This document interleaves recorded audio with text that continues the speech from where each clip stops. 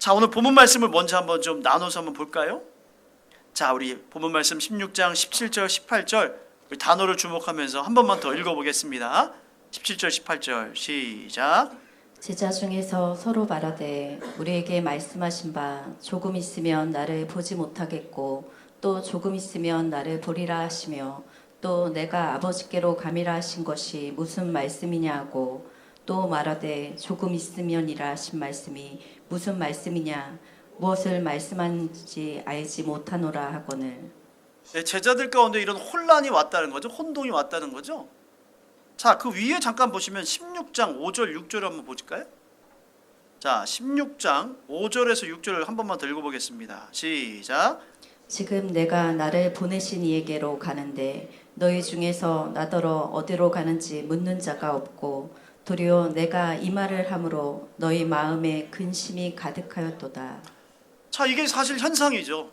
예수님께서 말을 하는데 아버지께로 간다는 게 무슨 말이에요? 하나님 아버지께 간다는 얘기인데 죽음인데 분위기가 하도 엄숙하고 이게 믿어지지도 않고 예수님 왜 이런 말을 하시나 당황스러워서 서로 묻지도 못하고 있었다는 거예요. 그러니까 제자들 마음 가운데 근심이 가득했어요. 우리도 지금 근심이 가득하잖아요. 아, 우리나라 이러다가 망하는 거 아니야. 이럴 때 지금 뭐 군 지휘부도 다 지금 감옥 가고 공백 상태인데 북한이 갑자기 꽝 하고 쳐들어오면 우리나라 괜찮은가? 그동안 쌓은 거 하루아침에 다 무너지지 않는가? 말은 안 하지만 이게 근심이 가득하잖아요, 우리도. 16절도 말씀 보니까 조금 있으면 너희가 나를 보지 못하겠고, 보지 못한다는 것이 예수님이 돌아가신다는 얘기 아니에요? 근데 또 거기 뒤에도 뭐라고 했어요? 또 조금 있으면 어떻게 한다고요? 나를? 아니 뭐하는 이게 무슨 말씀이야? 조금 있으면 나를 못 보는데 또 조금 있으면 또 나를 본다고요?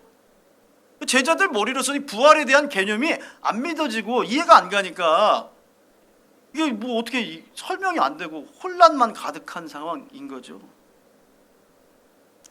오늘 이 말씀은요, 내가 조금 있다가 너희들에게 보이지 않을 것이고 조금 있다가 너희들에게 또 다시 보일 거다 얘기하는 것은요, 예수님의 죽음과 부활을 암시하는 말씀인 줄 믿습니다.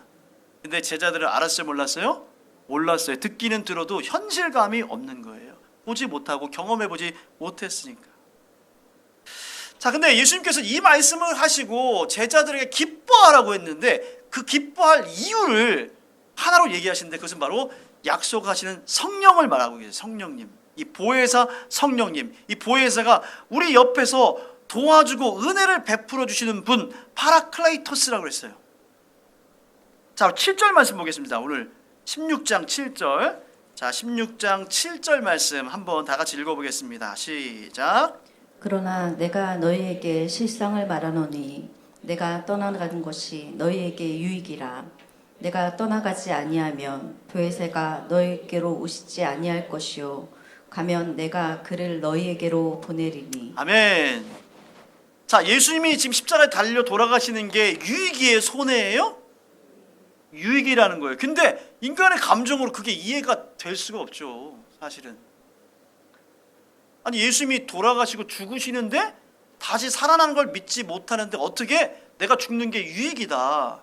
그리고 어디서 듣도 보지도 못한 성령이라는 분을 우리 가운데 보내주신다 하니까 이해가 안 가는 거예요. 자, 우리 16장 13절 14절 한 번 더 읽습니다. 13절 14절 다 같이 읽습니다. 시작.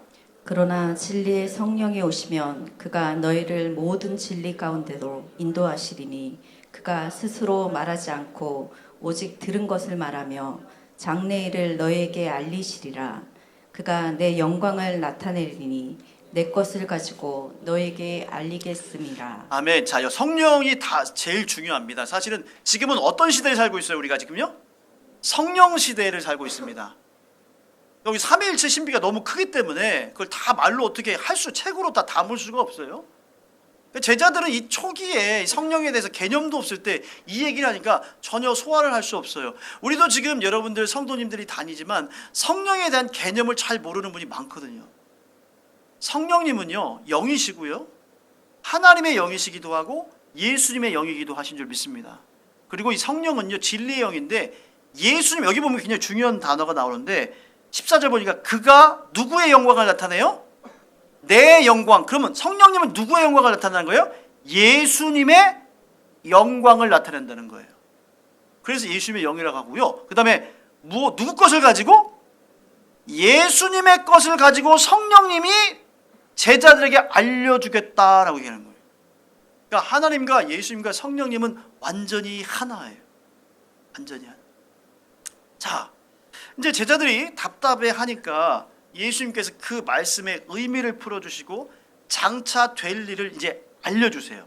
자, 우리 19절 20절 말씀, 오늘 본문 16장 19절 20절 말씀을 다 같이 한번 읽겠습니다.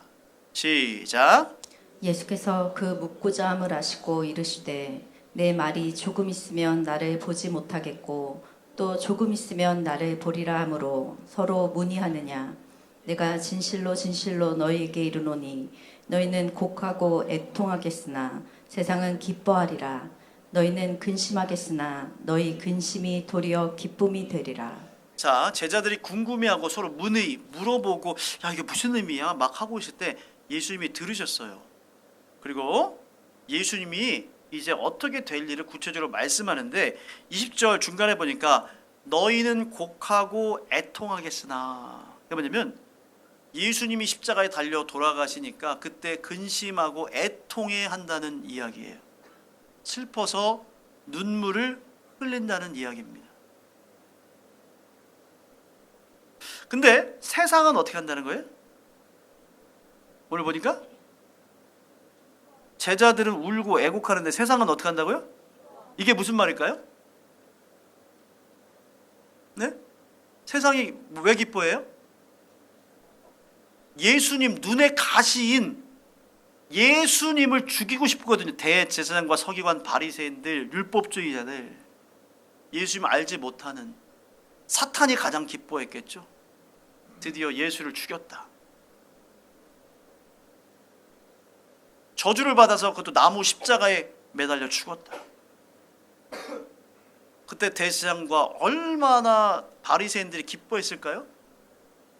십자가에 달린 예수를 보면서 밑에서 드디어 나의 정적, 우리의 정적인 예수가 죽었구나 라고 하면서 세상은 기뻐했을 것입니다. 그런데 제자들은 어때요? 너희는 근심하겠으나. 제자들이 예수님 죽은 걸로 완전히 우리는 패배했고, 그다음에 힘없이, 그리고 뇌가 완전히 진공 상태죠. 아무 생각이 없이 그냥 멍한 상태에서 갈릴리 호수 가서 그냥 그물질을 하고 있었습니다. 너희들 근심하겠지만, 그냥 오히려 반대로 예수님께서 이게 반전이죠. 너희들이 근심하겠으나 이제 뭘 얘기해요? 너희 근심이 뭐예요? 도리어 기쁨이 될 것이다. 여러분, 우리의 근심이 바뀌어서 기쁨이 될 줄 믿습니다. 그 이유는 무엇입니까? 바로 예수 그리스도께서 그냥 힘없이 죽으신 것이 아니라 사망과 죄와 저주와 모든 막혀있는 것들을 다 이기시고 죄를 정복하시고 우리에게 영원한 생명과 천국을 주셨기 때문인 줄 믿습니다. 축복을 허락하신 거예요. 축복을. 그렇기 때문에 너희들 가운데 기쁨이 충만할 것이다 라고 얘기했어요. 하나님께서 우리의 답답함과 우리의 궁금증을 다 아세요. 여러분들이 지금 가정생활에 있는 여러 가지 문제점들, 답답함들, 여러분 귀를 잠깐 열어보세요. 여러분이 힘들고 절망할 때 주님께서 그래 계속 염려해라, 계속 절망해라 이렇게 말하지 않고요. 걱정하지 마라. 내가 너를 능력의 오른손으로 붙잡아 줄 것이다.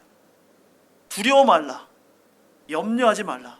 너의 지금 경제적인 어려움도, 너의 관계의 어려움도, 너의 건강의 어려움도 내가 붙잡아 줄 거야. 사탄에게 마음 뺏기지 말고 걱정하지 말라. 주님이 말씀하는 줄 믿습니다. 예수님의 2000년의 말씀은 지금 여러분에게 하는 말씀이고요, 우리에게 하는 말씀이에요. 주님이 명쾌한 대답을 하죠.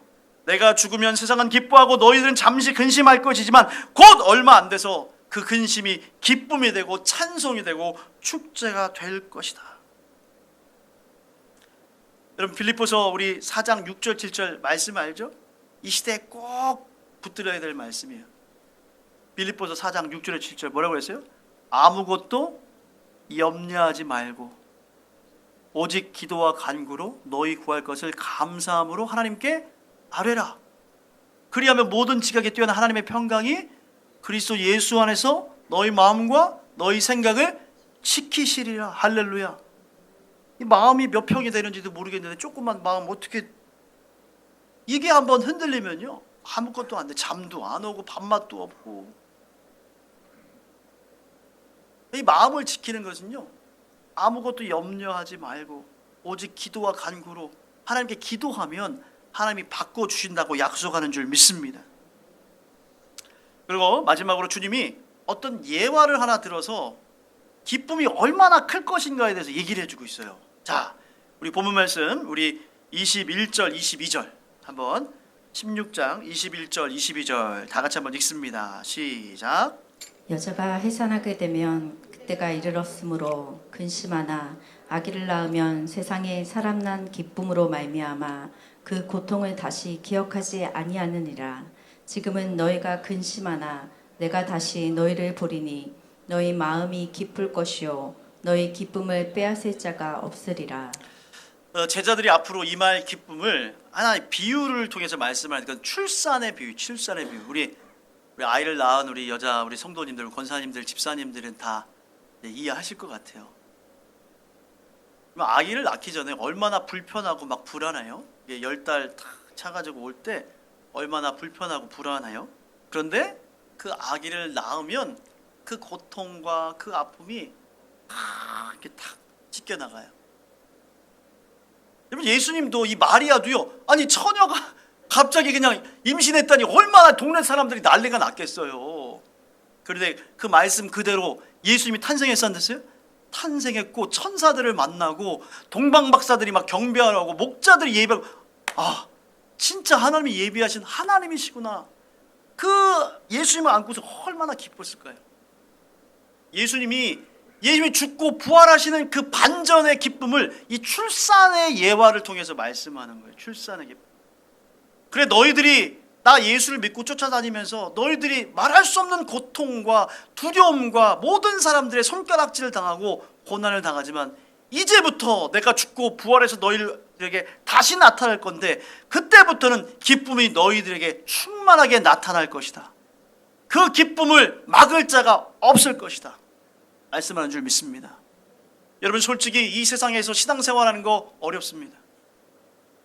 고통이에요.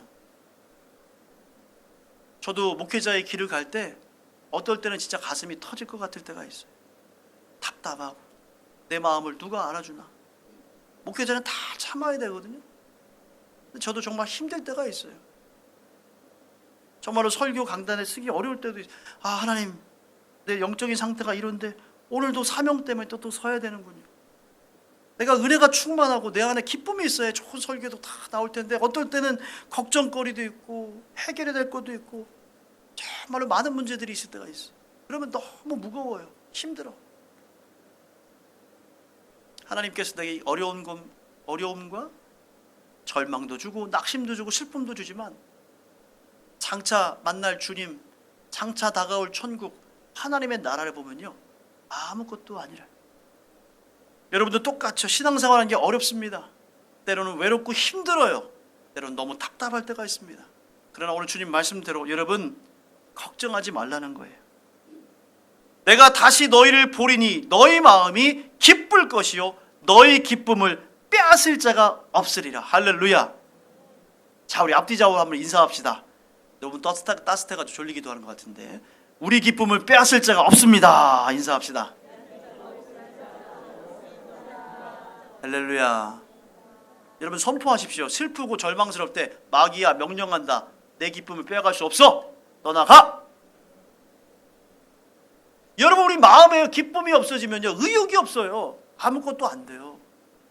마음에 병이 생겨요. 그럼 몸도 아파요. 주님이 오늘 약속하셨습니다. 너희 기쁨을 빼앗을 자가 없으리라. 이걸 붙드셔야 됩니다. 세상을 봐도 영 짜증나는 소리, 경제적으로도 어렵고 내가 하는 일이 잘 안 되고 할 때 짜증나잖아요. 그때 말씀을 선포하시길 주님 축복합니다. 이 말씀 혼자 있을 때 하세요. 그냥 주님 이 말씀을 믿습니다. 마귀야, 너는 내 기쁨을 빼앗아가지 못한다. 너나 가라. 그때 여러분에게 평강이 다가오고 회복될 줄 믿습니다. 여러분 빌립보서 2장 18절 말씀 한번 찾아보겠습니다. 우리 빌립보서 2장 18절. 우리 신약성경 빌립보서 2장 18절. 자, 페이지 수요. 네, 320쪽, 320쪽. 빌립보서 2장 18절. 우리 다 같이 한번 읽겠습니다. 시작. 이와 같이 너희도 기뻐하고 나와 함께 기뻐하라. 할렐루야. 자, 빌립보서 지금 새벽에 제가 강해 설교하고 있거든요. 새벽 예배 때. 빌립보서는 어디서 기록된 책이에요? 장소가? 감옥이잖아요. 에빌, 골빌, 에베소서, 빌립보서, 골로새서, 빌레몬서는 감옥 속에서 지은 책인데 희한해요. 감옥 속에서 짜증, 슬픔, 우울, 절망이 있어야 되는데 그 어떤 책보다 기쁨, 감사, 웃음 이런 게 많은 거예요. 그래서 이거를 옥중서신이라고도 하지만 사실 기쁨의 서신이라고도 불러요. 사도 바울의 신앙이 얼마나 대단합니까? 이와 같이 너희도 기뻐하고 나와 함께 뭐예요? 기뻐해라. 자, 아까 우리가 빌립보서 4장 6절 7절을 제가 찾아보지 않았잖아요. 그냥 읽고 외웠잖아요. 자, 그 앞에 무슨 내용이 있느냐가 중요해요. 자, 우리 빌립보서 4장 4절 5절 보겠습니다. 4장 몇 장만 넘기면 되니까 빌립보서 4장 4절에서 5절을 먼저 읽어보겠습니다. 시작. 주 안에서 항상 기뻐하라. 내가 다시 말하노니 기뻐하라. 너희 관용을 모든 사람에게 알게 하라. 주께서 가까우시니라. 그 다음에 아무것도 염려하지 나오는 거잖아요. 자, 그러면요, 염려하지 말고 기도 간구도 해야 되지만 절망의 상황에서도 뭐 하라는 거예요? 여러분들 기뻐하라는 거예요. 아무것도 염려하지 말라는 거예요. 적극적으로 기뻐하라는 거예요. 우리 상황이요 어렵더라도 기뻐하세요. 할렐루야. 아유, 여러분 기쁘고 웃고 감사하는 저와 여러분들에게 주의 이름으로 축복합니다. 힘들고 짜증나고 화나고 지치는 일이 있을 때라도 하나님의 말씀을 의지하고 기뻐해야 됩니다. 의지적으로 기뻐해야 돼요. 말씀은 기쁨이에요. 예수님께서 우리의 기쁨이 되십니다. 성령님께서 여러분의 기쁨을 오늘 주님께서 말씀하신 것처럼 기쁨을 회복시켜 줄 줄 믿습니다. 제자들이요 오순절 마가다락방에 성령을 딱 받고 나니까요 이 말 그대로 확 기쁨이 회복됐어요. 예수님의 말씀이 이해가 안 갔거든요. 예수님이 바로 죽기 전에 그런 얘기 하니까 이해가 안 돼가지고 서로 그냥 의문 갖고 질문하고 했는데 성령 받고 나니까 그때 하신 말씀이 예수님이 십자가에 죽으시고 부활하신다는 얘기였구나. 성령 받고 나니까 안 믿어진 게 다 믿어지고요. 손을 얹고 기도하니까 병자가 치유되고 할렐루야. 와, 기쁨이 충만하고 초대교회가 놀랍게 부흥됐어요. 여러분, 우리가 부흥을 회복하는 것은요 성령 받는 거예요. 그리고 하나님 말씀대로 기쁨을 회복하는 것인 줄 믿습니다. 사탄은요 우리 기쁨을 빼앗아가고요 자꾸 불평불만하고 원망하게 하고 비판하게 해요. 여러분 왜 마음을 거기다가 소모하고 계십니까? 예배 온다고 그렇게 안 하는 게 아니에요. 예배 잘 오고요. 그러고 나서 불평불만, 염려, 허무는 얘기를 하고 있어요. 사탄이 그러는 거예요. 기뻐하고 서로 격려하고 축복해야 돼요. 이 절망의 시대에 우리 서로 위로해야 됩니다. 이 어려운 시대에 서로 기쁨으로 세워주고 서로 소망을 주고 기쁨을 회복해야 될 줄 믿습니다. 자, 우리 마지막으로 우리 23절, 24절 말씀 한번 보겠습니다. 자, 요한복음 16장 23절, 24절 다 같이 읽습니다. 시작. 그날에는 너희가 아무것도 내게 묻지 아니하리라. 내가 진실로 진실로 너희에게 이르노니 너희가 무엇이든지 아버지께 구하는 것을 내 이름으로 주시리라. 지금까지는 너희가 내 이름으로 아무것도 구하지 아니하였으나 구하라 그리하면 받으리니 너희 기쁨이 충만하리라. 할렐루야. 자, 여기서 그 날이라는데 그 날이 언제예요? 그 날에는 할 때 우리 23절 그 날에는 그 날이 언제? 예수님이 부활하신 날. 그러니까 여기에 보면 사실 다중적 의미가 있고 과정적 의미가 있어요. 그 날에는 첫 번째는 그 날은 예수님이 십자가에 죽은 날도 의미할 수 있고요. 예수님이 십자가에서 부활하신 날도 의미할 수 있고 예수님께서 제자들에게 나타나서 40일 동안 함께 하신 그것도 말할 수 있고요. 마지막으로 작게 보면 오순절 마가다락방에 성령이 임한 성령 강림절, 그때를 말할 수도 있습니다. 더 확장한다면 이제 전 세계 모든 교회에 성령이 각각 임하시고 부어지는 날도 의미를 하는 것입니다. 그 성령이 임하시는 날, 그날이 되면 첫 번째로 모든 답답하고 궁금하고 해소되지 않던 의문점들, 비밀들이 다 풀릴 거라는 거예요. 마치 제자들에게 성령이 임했을 때 조금 전에 말한 것처럼. 고린도전서 2장 9절에서 11절까지 다 같이 한번 읽어보겠습니다. 시작. 기록된 바 하나님이 자기를 사랑하는 자들을 위하여 예비하신 모든 것은 눈으로 보지 못하고 귀로 듣지 못하고 사람의 마음으로 생각하지도 못하였도다 함과 같으니라. 오직 하나님이 성령으로 이것을 우리에게 보이셨으니 성령은 모든 것 하나님의 깊은 것까지 통달하시느니라. 사람의 일을 사람의 속에 있는 영 외에 누가 알리요? 이와 같이 하나님의 일도 하나님의 영 외에는 아무도 알지 못하느니라. 자, 여러분들 우리가 교회 다녀도요, 영적인 하나님의 말씀을요 눈으로 보도 보지 못하고요, 이렇게 귀에 들려도 잘 이해 못한다는 거예요. 마음으로 생각도 못해요. 근데 누가 임하시면 그게 다 뚫린다는 거예요. 오직 하나님의 성령이 임하면 그동안 안 들렸던 게 들리고 이해가 가고, 그동안 이해하지 못했던 말씀이 이해가 가는 거예요. 요한복음 14장 26절에 보면 뭐라고 나왔냐면, 보혜사 곧 아버지께서 내 이름으로 보내실 성령, 그가 너에게 모든 것을 가르치고 내가 너에게 말한 모든 것을 생각나게 하시리라. 할렐루야. 그래야 성령 받아야 되는 거예요. 그래서 성령 받으시길 주 이름으로 축복합니다. 성령을 구하셔야 돼요. 성령님은 곧 하나님이시고 또 예수님인 거예요.